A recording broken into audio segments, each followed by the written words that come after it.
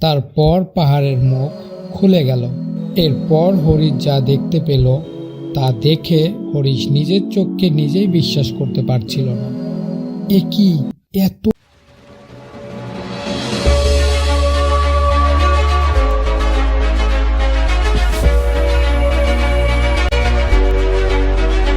নগরপুর গ্রামে বাস করত এক গরিব কৃষি পরিবার। খেতে খামারে কাজ করে দিন কাটত তাদের। একদিন সকালে হরিশ মাঠে কাজ করছিল। তারপর প্রায় দুপুর হয়ে গেছে, আর একটু কাজ করে বাসায় যাই। হরিশ জমি কুপাচ্ছিল। হঠাৎ হরিশের কোড়ালে কিছু আটকে গেল। তখন হরিশ দেখতে পেল তার কোড়ালে ছোট একটা বাক্স আটকে গেছে। এ কি, এটা তো দেখে কোনো পুরানো বাক্স মনে হচ্ছে। আচ্ছা, খুলে দেখি তো এটার মধ্যে কি আছে। এ কি, এখানে তো দেখি একটা কাগজ আর কি যেন লেখা আছে।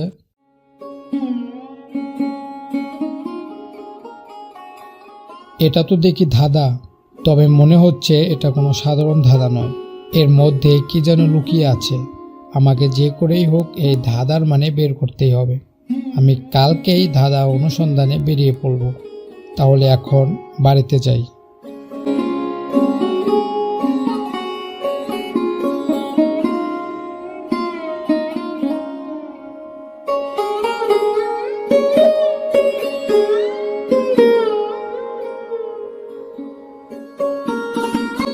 কি বাবা, তুই কি কোথাও যাচ্ছিস?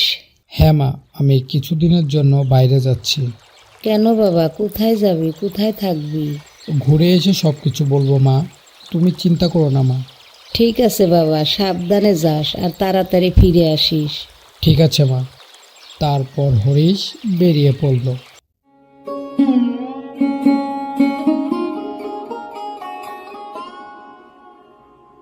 ধাঁধা অনুসারে এটাই হচ্ছে নগরপুর গ্রামের পাশের গ্রাম। এখান থেকে হয়তো আর কিছু মাইল হেঁটে যেতে হবে।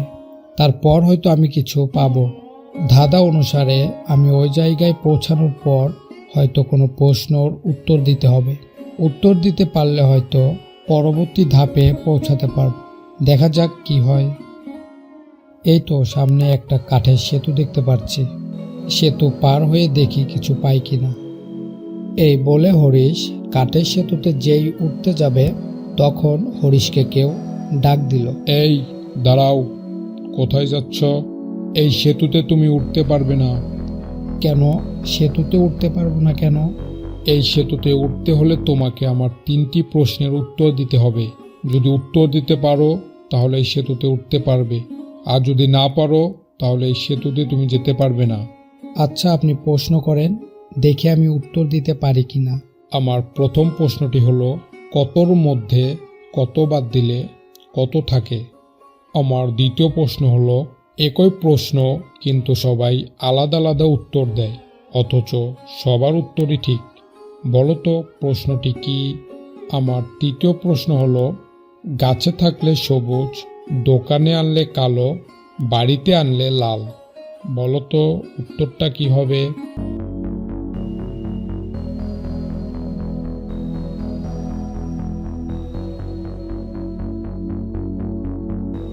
আপনার প্রথম প্রশ্নটা হচ্ছে কতর মধ্য থেকে কত বাদ দিলে কত থাকে।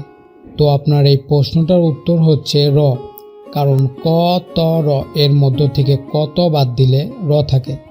এরপর আপনার দ্বিতীয় প্রশ্ন হচ্ছে, একই প্রশ্ন কিন্তু সবাই আলাদা আলাদা উত্তর দেয়, অথচ সবার উত্তরই ঠিক। তো এই প্রশ্নটার উত্তর হচ্ছে তোমার নাম কি। আপনার তৃতীয় প্রশ্নটা হচ্ছে, কোন জিনিস গাছে সবুজ, দোকানে আনলে কালো, বাড়িতে আনলে লাল। উত্তরটা হবে চা, কারণ চা যখন গাছে থাকে তখন সবুজ, যখন দোকানে আনা হয় তখন সেটা কালো থাকে, আর যখন বাড়িতে খাওয়ার জন্য আনা হয় তখন সেটা লাল হয়ে যায়। ঠিক আছে, তুমি যেহেতু 3টি প্রশ্নের উত্তর দিতে পেরেছ তাই তুমি এবার যেতে পারো। তবে সাবধান, সামনের পথ কিন্তু ভালো না, ভয় পেলে চলবে না। হা হা হা। এই বলতে বলতে কাঠমশাই উধাও হয়ে গেল। এরপর হরিশ কাঠের সেতু পার হয়ে সামনের দিকে যেতে লাগলো।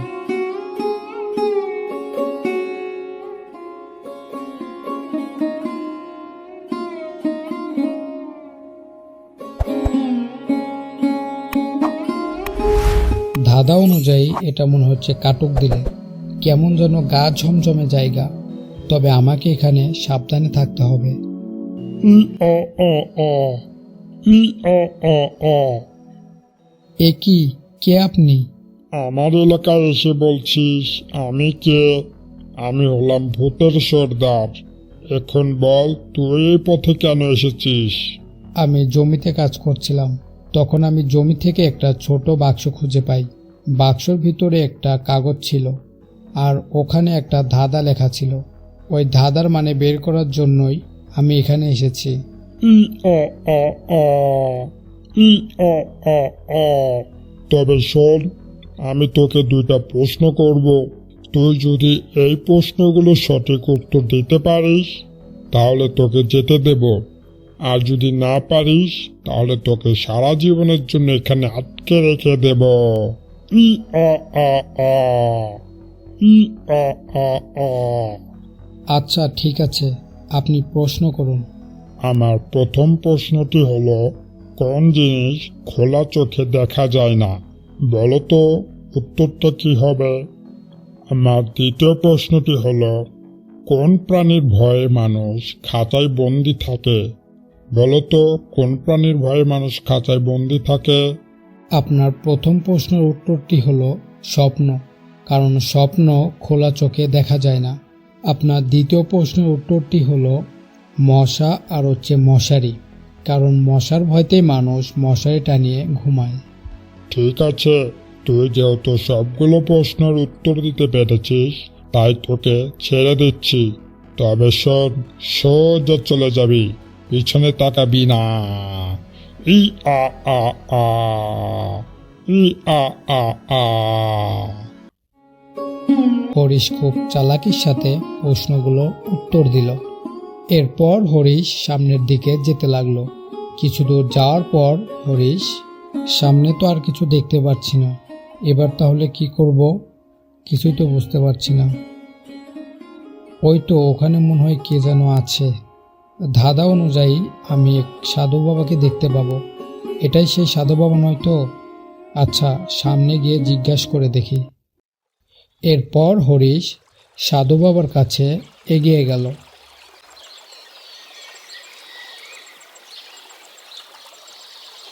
কি হয়েছে বালক, কিছু বলবে? আমি জানি আপনি আমাকে সাহায্য করতে পারবেন এই ধাঁধার মানে বের করার জন্য। দয়া করে আমাকে সাহায্য করুন। আমার একটা প্রশ্ন আছে, যদি পারো উত্তর দিতে তবেই কাটবে মায়া, মায়ানগরীর মায়া। ঠিক আছে, তবে করুন প্রশ্ন। তাহলে শোনো, আমার প্রশ্নটি হলো, দুজন যমজ ভাই, এক ভাই হারিয়ে গেলে আর এক ভাই কোনো কাজে আসে না। বলো তো কোন সে দু ভাই?